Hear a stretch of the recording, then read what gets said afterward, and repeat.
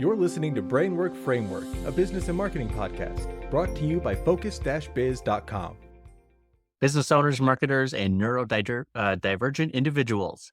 You're going to want to listen to this next podcast episode. With us today is Shane Thrapp. He is the ADHD Entrepreneur Coach from Creating Order from Chaos. He has a long list of achievements, notable certifications here, and a lot of experience and tips and tricks to share with us today. Shane, thanks so much for joining us. How are you today?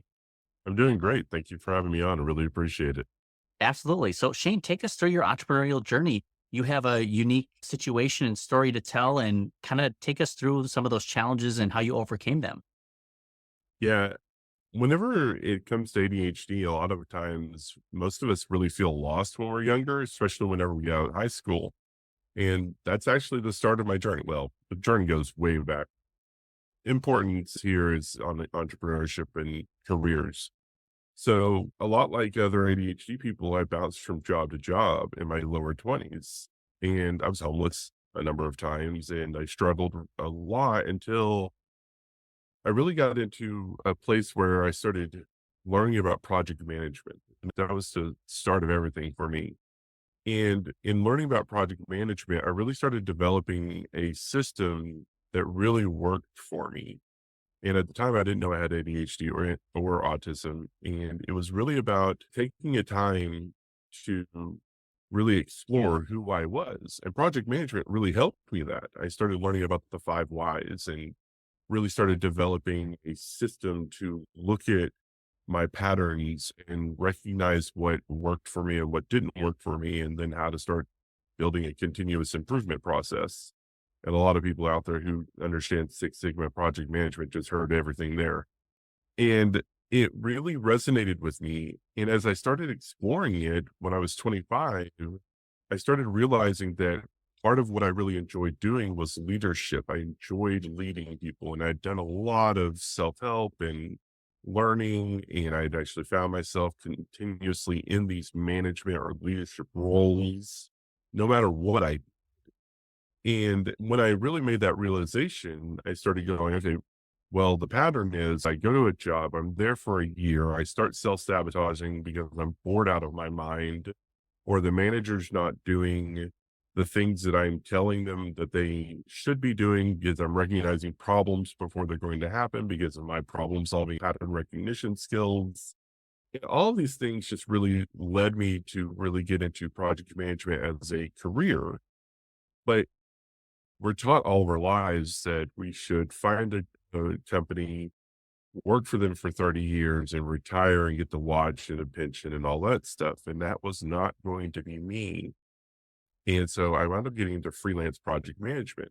And I walked into the headhunter's office. I said, here's my resume. Here's my certifications. I'd like to get into short-term project management roles for 3 to 8 months at a time. No more than that, because if it's any more than that, you're going to lose me.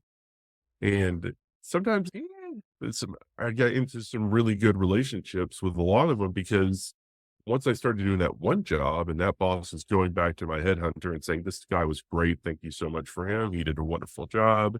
And I started building a reputation. I started working for really high-end companies, Wells Fargo, Duke Energy, which is a large electrical conglomerate, Cisco. And it was in Cisco where I really shined and really developed things, because I was working for a manager who brought in people who really ran the range of different neurodiversity, and again, I didn't know I had ADHD or autism at the time, but that was when I was starting really exploring that, because my oldest son got diagnosed, and I started really looking into it, and it was just kind of a light bulb moment for me. And a lot of people actually in the men's group that I run, the men's ADHD support group, that's how a lot of them find out about their ADHD, is their child gets diagnosed with it, because ADHD is hereditary and there's genetic components to it. And that was where things were really starting to resonate with me. But then in 2016, I got really sick, mental health issues, and I ignored it. And then in 2018, my body decided to say, you know what, you ignored me then, you're not going to ignore me anymore. And so I developed fibromyalgia and chronic fatigue syndrome, and I had a nervous breakdown and my body shut down, and I wound up being bedridden for much of time. And then in 2019, we discovered that we were going to have twin babies and I was going to be a stay-at-home dad. That's what my wife told me, and it killed me. I'm the man of the family, right? I'm supposed to be the provider, not the stay-at-home dad. But I found out my diagnosis was ADHD in 2018. I started working with a coach in 2019 to really develop a better understanding of what I could do. And we started really looking at what my skill set was, and coaching came into play, life coaching. And that was the next step. My ADHD coach, she was like, this is kind of a logical progression for you, by the way. You're a project manager. Why don't you just project manage people into figuring themselves out? And I'm like, oh, that makes way too much sense. Why didn't I think about that? And she says, you have ADHD and you have zero self-reflection. And I'm like, point taken.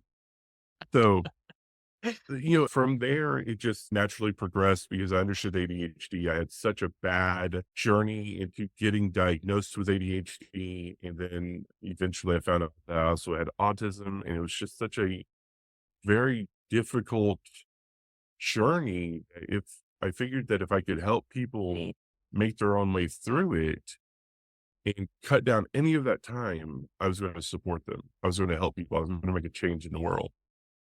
And then along the way, I found the Men's ADHD Support Group, and it was a Facebook group, and I joined them, and I was really enthusiastic about the support that they were giving, and I wanted to do more. And so I joined them, and I actually joined the leadership team. And then in 2022, we turned it into a nonprofit. And so now we've expanded into public speaking. We're doing in-person events.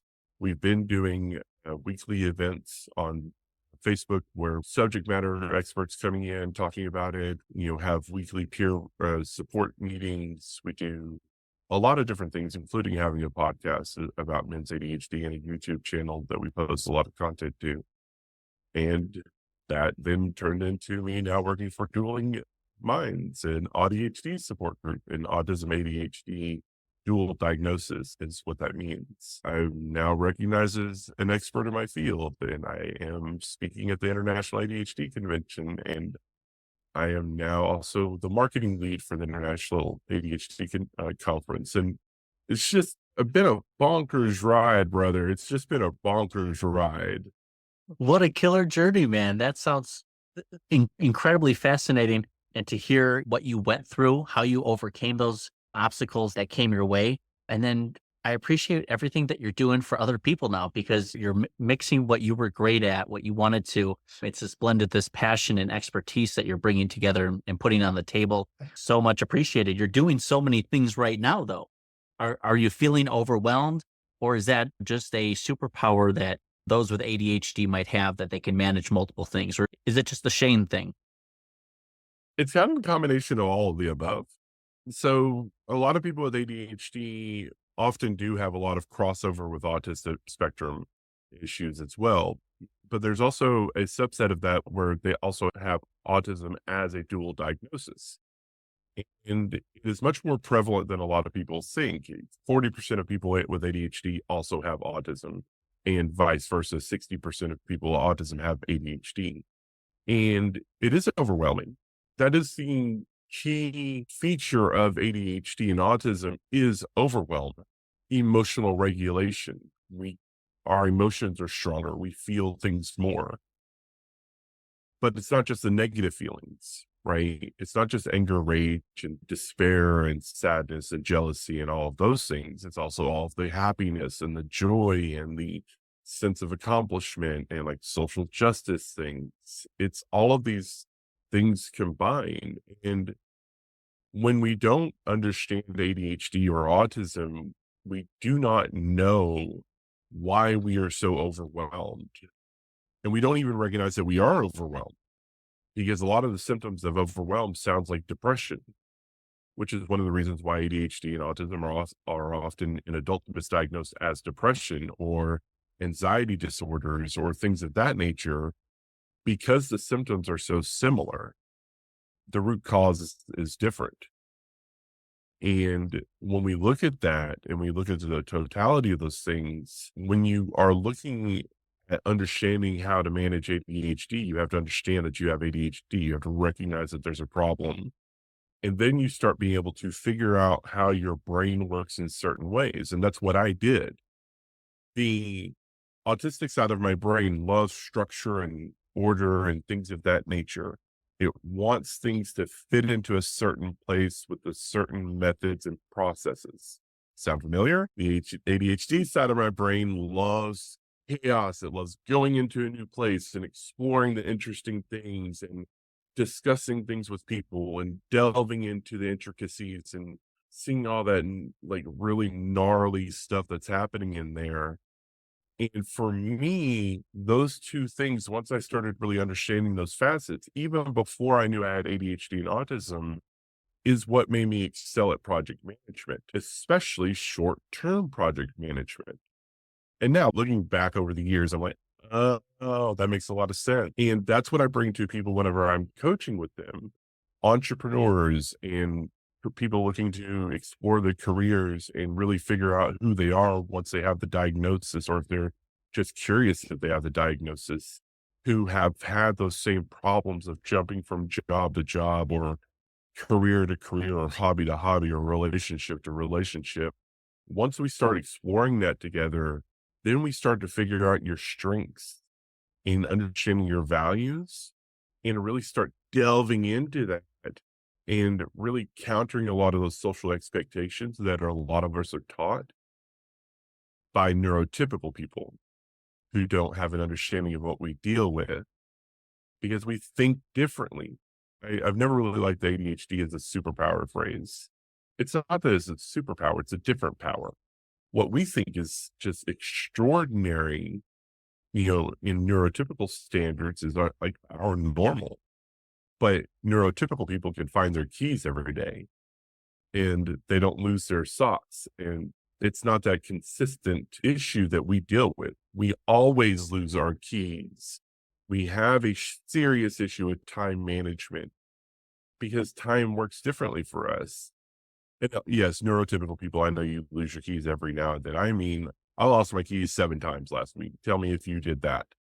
And it's important to understand the differences in how our brains work. And once you find that, that's the key to your success. The other aspect of that is understanding overwhelm and recognizing when you're starting to feel overwhelmed. And that's where therapy comes into play. A lot of times my coaching practice is helping people get into therapy and getting the support and understanding that they need so that they are able to start understanding overwhelm and emotional dysregulation and how to cope with and process those things and understanding trauma. And all of that has to be addressed by a therapist who's trained in those things. Coaches like me deal with the practical application of techniques and skills and learning about them and developing your strengths and giving you permission to delegate stuff to people, right? That's the thing for entrepreneurs need to understand. You need a team.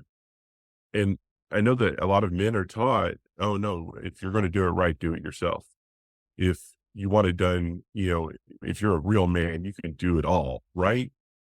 I mean, and that's the thing. We can't. Nobody can. No CEO in the world is alone. There's no solopreneurs out there that do not have a support team. They've got a virtual assistant, a personal assistant, a bookkeeper, a CPA. They've got people managing the day-to-day drudge. It's important to understand that, but sometimes people need permission to get away from those negative stereotypes that they were taught and really break through. And that's what I do for people. That is fantastic. With the number of entrepreneurs and business owners that are listening right now and hearing some of the symptoms that you're describing, the time management, the emotional regulation, everything as you're kind of going through the line, how many undiagnosed ADHD cases do you suspect could be out there? Because it seems like, I don't know, you kind of hear from people, they maybe joke about either having ADHD or wonder if they do. Do you think it's possible that they do, or that there's many out there who just aren't aware that they have it yet? Yeah, I always call bullshit on the CDC and their statistics. First off, they say there's 11% of children out there who have ADHD and another 12 to 15% who have autism. And ADHD isn't considered a real diagnosis by the CDC. It's only now starting to become really aware in the last 2 or 3 years that it's an actual thing. And so those statistics aren't there. There's also really a serious lack of understanding of how prevalent ADHD is, because so many people, whenever they're younger, have to develop a mask to fit in. And some people are better at it than others. Some people develop that mask, especially when they're exposed to severe trauma. They develop a mask that is a survival instinct and thus fits a little bit better. And so they go through dealing with all of those different issues, but they have to hold it all in. And the thing about ADHD is, because we aren't very self-reflective and we don't have that natural metacognition that a lot of neurotypical people have, it is very hard for us to really develop that own sense of self at a young age. So what we do instead is we take all of the external resources and messages and we build this image of who we are supposed to be and try to be that thing. It never fits. And what you're actually doing is you're taking on burdens. You're putting on a backpack when you're 4 years old, and you're putting a pebble in it every single day when you're going to school, when you're at home, when you're around your friends, and you're trying to meet the expectations that you think the people around you have. And you keep that backpack on you for the rest of your life until you start to understand that that burden that you're carrying is starting to kill you. That's why you have breakdowns when you're 30, or, mental health catastrophes, or heart attacks at young age, because you're carrying around so much mental baggage from that. And it's in understanding that when you start to take that backpack off and relieve some of that pressure and start to become more authentic, when you find your true self and you're starting to be able to be more comfortable around people, when you start to finally live. It's also when you start to find those relationships that you need and the career that you want, the business you want to run. And that's why I always call BS on those statistics, because it doesn't take into consideration the masks that so many people wear. I actually think it's probably significantly higher, more like 25% of people. Because when we look at the statistics for people who are entrepreneurs or CEOs who have some sort of ADHD or autism diagnosis, there's some pretty famous ones out there. That's a significantly higher number than what the CDC says. On top of the fact that CDC says that 11% or 12% of children have ADHD, but only 5% of adults have ADHD. Well, we know that that's not true, because ADHD is a lifetime issue. You don't grow out of it. You just learn to cope. But in the 17,000 members that we have in our Facebook group, the story is almost always the same. I'm 30, I'm 35, I'm 40. My life has destroyed itself. I'm constantly stressed out.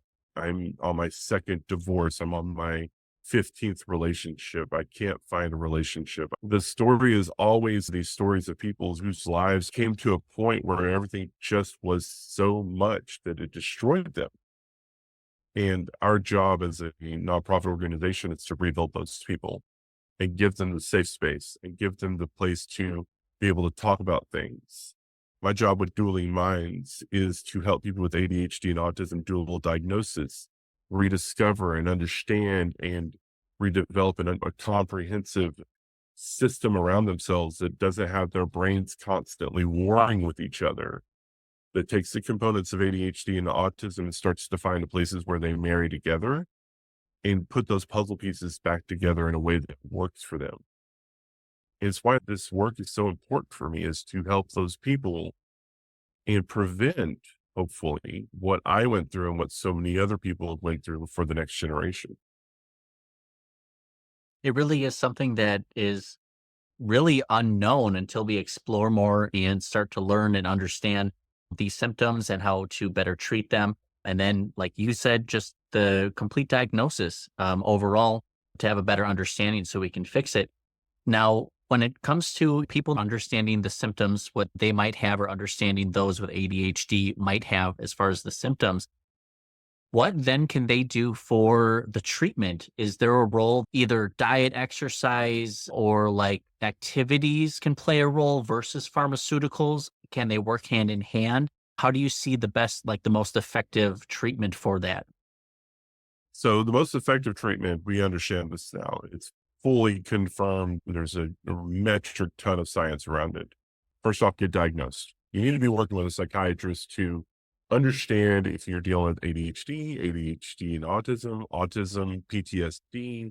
If you have the comorbidities like actual major depression or bipolar or borderline personality, these can be comorbidities, but you need to have a full understanding of the actual mental health issues that you have. Just like you need to have a physical checkup constantly, especially after the age of 30, you need to be having a mental health checkup constantly. You also need to be working with your psychiatrist to understand, are there medications that you need to take? Right? We know that stimulants help with the core features of ADHD, such as hyperactivity and attentiveness, focus, memories, things like that. But we also know that they help with the more important feature of emotional regulation. Emotional regulation is the ultimate facet of ADHD and autism. It is what makes things so much more difficult for us. And it is important for people to understand that about themselves and understand why those medications help. ADHD is a dopamine deficiency in the brain. It doesn't communicate correctly between the different parts of your brain that manage emotions and manages your executive functions and manage your impulsivity. And when you marry all three of those issues together, we have explosive outbursts of emotions.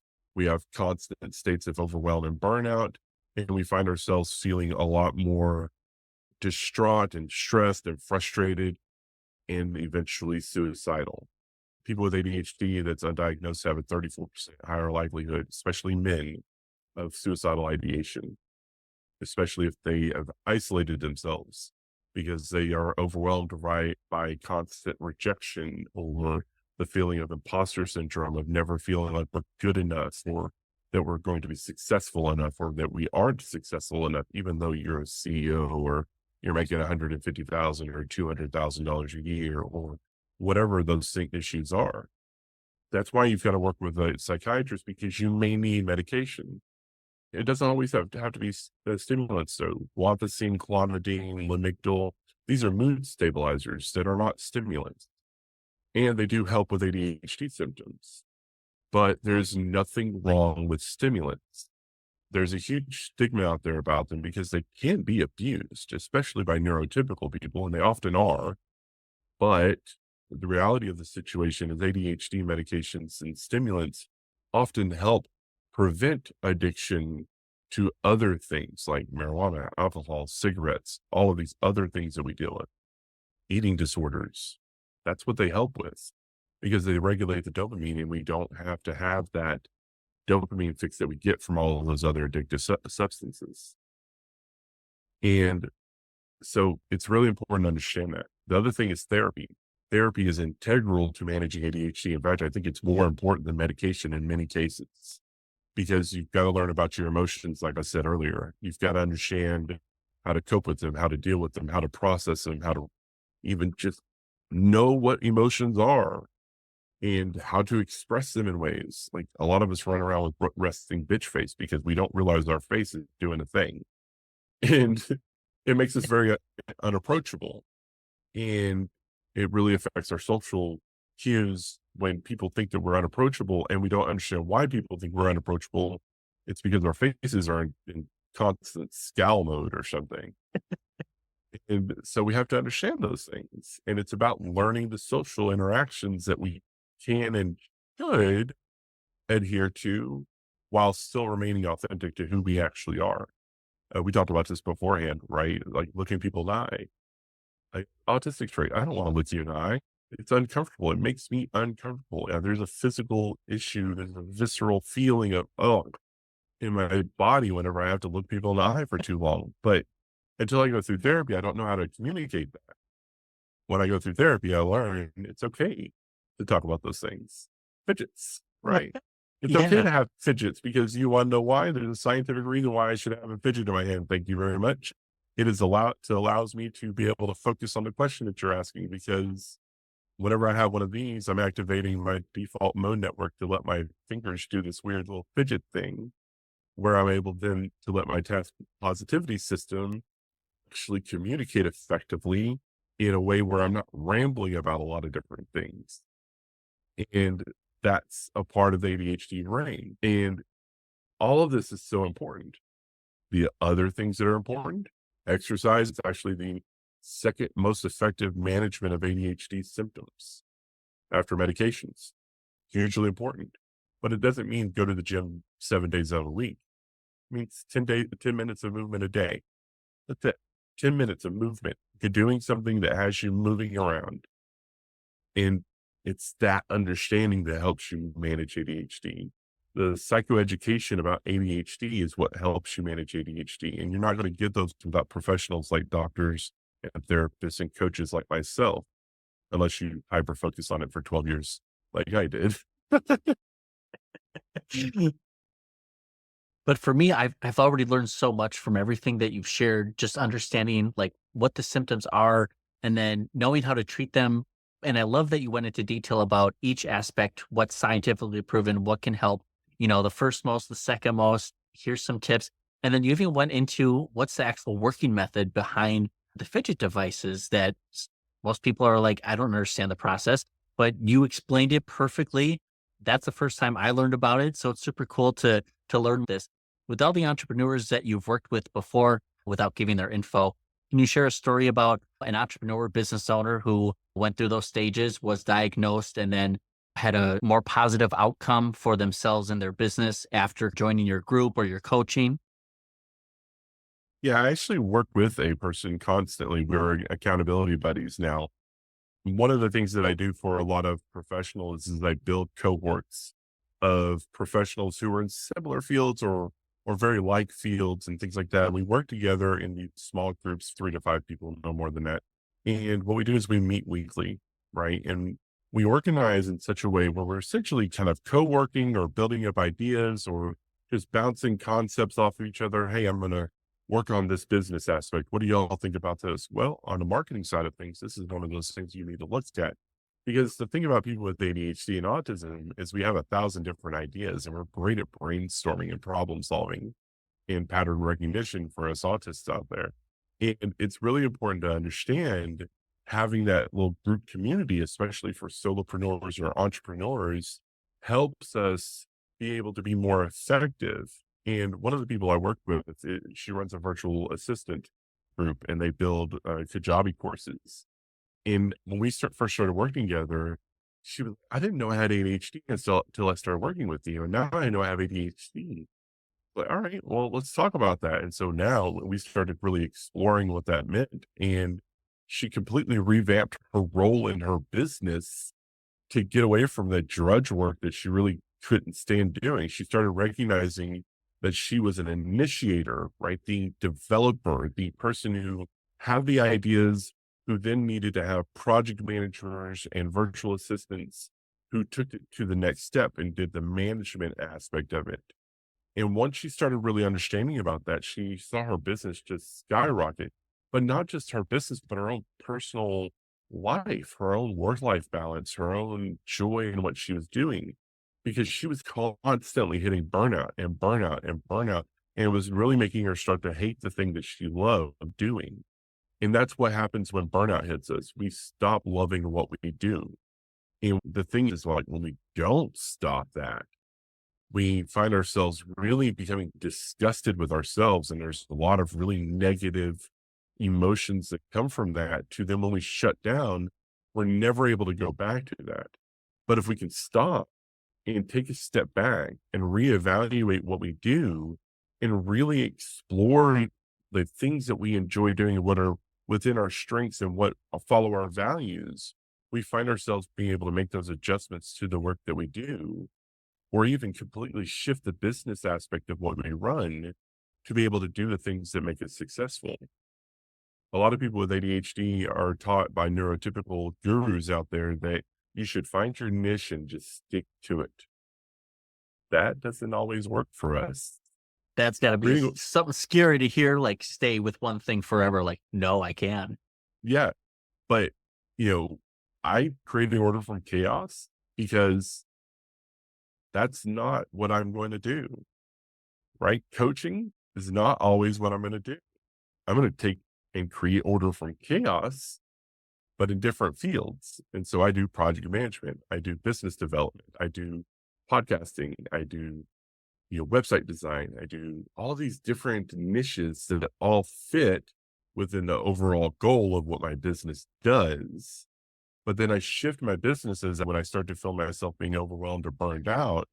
I shifted to focus on the things. And right now I'm looking into group coaching, business development, entrepreneur coaching, and I've moved away from the individual ADHD coaching. And that allows me to not get burned out on individual coaching, and I can go back to it later on down the road. But I want to work with businesses and entrepreneurs now because that's something I'm enjoying now. And it's something I'm good at, and I enjoy that aspect. And so eventually I'll go back to individual one-on-one ADHD coaching after I've done this business coaching for a while. And eventually maybe it'll be more public speaking, which is like 2025 plan.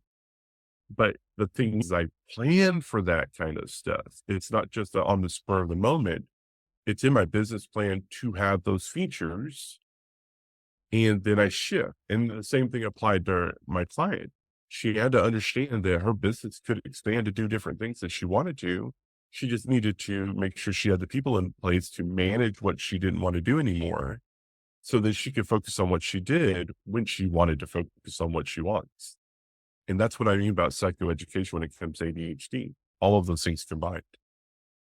But kind of understanding how you work best, and then you can adapt and be flexible to what your needs are. And then you're still providing value to these clients and shift back into one topic or subtopic further down the road. But it's all about managing that, just the foundational level of your stress and the time management. You're like, this is where the passion lies. This is what I can focus on. This is what I want from it, which is beautiful. Now, Shane, for those who want to get in touch with you and learn more about what you do and your special offers and lead magnets, where can they go to find out more about you? You can go to creatingorderfromchaos.com. That's my main website. You'll be able to go there. If you look at it, there's a little tab for strengths and values freebie. Click on it and you're going to get a PDF that kind of breaks down the very initial process of what I go through with people. Then whenever you find out that you go through that and you're like, hey, I'm not doing anything with these, that's when you message me. Let's have a discussion about that. Let's really start to explore those and find that passion that you're missing in the business that you're doing, and really discover who you really are and get you the support and the structure that you need in your life. I love that. Now, Shane, if there was one thing that you could kind of teach your younger business self, entrepreneurial self, just to kind of get further ahead, what would that one piece of advice that you would share with yourself? I think one of the things I wish I'd understood about myself when I was much younger is that it's okay to be different, right? We can take the lessons that we learned from our childhood, from the people around us, so the wisdom that people share with us. But if you're different, that doesn't mean you're broken. It just means that you're different, and there's nothing wrong with that. And whenever we discover that we have ADHD or autism or some sort of neurodivergence, that doesn't mean we're a broken neurotypical. It just means that we're different. And again, there's nothing wrong with that. Just learn to be who you are and find the ways that you can celebrate that and learn how to make a difference in the world in the way that you're different. I love that, Shane. Thank you so much for taking the time to share all these tips and tricks with us. For those who are interested, we'll have the links available down in the show notes and the description so you can get connected and take advantage of his offer and learn more about ADHD and how it may be affecting you. Shane, what are you most excited for 2024 and 2025? Sounds like you're busy. You're doing a lot of speaking engagements. What else haven't you shared yet that you're most excited about? I'm working with CHAD, which is one of the number one organizations for children with ADHD and parent support. We are really doing a lot of really great things with the International ADHD Conference. 2024, 2025 is going to see a huge change in the way that we do things there. There's going to be a lot of really cool initiatives that are coming out of there with other enterprise solutions for businesses that are out there. who are looking for professionals like myself and some of the bigger names out there, Beth Bardine and Suzanne Sophos and others like that, there are going to be where we're actually going to be working with companies to develop these systems and develop these understandings about ADHD in the workplace. If you're looking for a facilitator who does that kind of work, that's what I do as well. I will come to your business, or I will do virtual. I will train your people and your managers on how to do that. And that's one of the big things that we're going to see in 2025. But if you want to jump on my schedule now, it's a good place to start reaching out to me. I'm just saying I'm going to blow up because I am great at this stuff. That's amazing, Shane. I mean, obviously, from the work that you do and have done, it's evident how many people you've helped and just the extent of your expertise that you go into this topic. We appreciate you taking the time and sharing that with us, Shane. Congratulations on your past success, and really looking forward to what the future holds for you. Definitely. Thank you so much for having me on, man. I appreciate it a lot. It was a pleasure, man. Appreciate it.